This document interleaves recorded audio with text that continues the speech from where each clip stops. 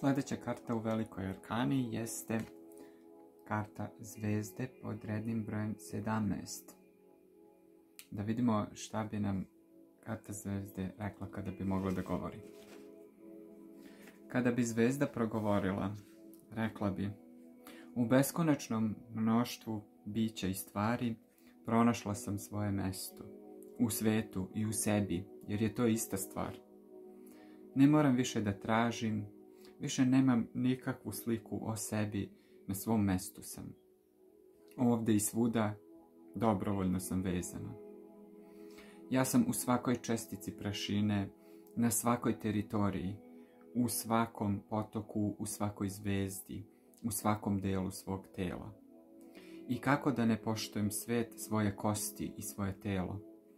Sva ova materija nije moja, nego mi je pozajmljena samo na delić vremena i poštujem je jer ona je moj hram, onaj u kome prebiva nezamislivi Bog. Duh je materija i materija je duh.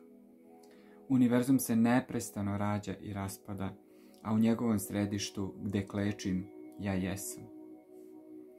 Ako kažem ovdje sam, mislim da sam u ovome što održava život, u ovom neprekidnom izvoru energije koji prenosim kroz svoj um, svoje srce, svoj polni organ. Energije uzvišene čistote koje dok prodiru iz mene čiste svet. Vraćam miris atmosferi, slatkoću rečnim vodama, plodnost kopnu i život svim okeanima. U kosmosu ne postoji mesto na kome nema.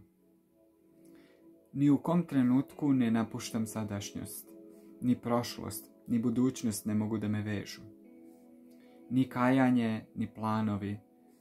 Stalna, verna svom mestu, primam i dajem. A kada kažem pripadam svetu i sebi, to znači da se predajem bez oklevanja, eliminišući svaku kritiku do njenog najmračnijeg korena. Ne sudim, volim i služim, ne odvajam se čak ni za dlaku. Pripadam, to jest klanjam se, pokoravam se.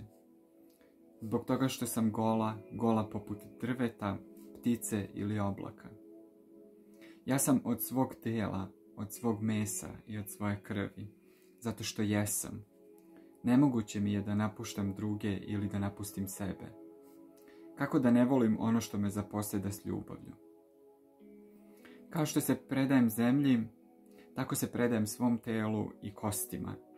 Kao što verujem okeanima, verujem i svojoj krvi. Kao što se predajem vazduhu, predajem se svojoj koži. Kako se predajem zvezdama, predajem se kosi. I puna ove blistave, ropske ljubavi, delujem na svijet i na sebe. Ponašam se, odnosno idem sa svetom, uklanjajući prepreke, prenoseći energiju koja dolazi izvan zvezda. Ja samo obogaćujem i pročišćavam, i hranim, i shvatam i pročišćavam. Isto tako se ponašam prema sebi. Otvaram se prema svim beskonačnostima. Puštam dah bogova da cirkuliše kroz sve pore moje kože. Ne pružam otpor moćnoj cirkulaciji moje krvi. Dopuštam da sve misterije prođu kroz mene. I u središtu svog stomaka, koji je postao beskonačan, primam i dozvoljavam da se rodi sveukupnost svetlosti. Ovo je bila predivna poruka od karte zvezda. Nadam se da će vam doneti neke divne uvide. Vidimo se sutra.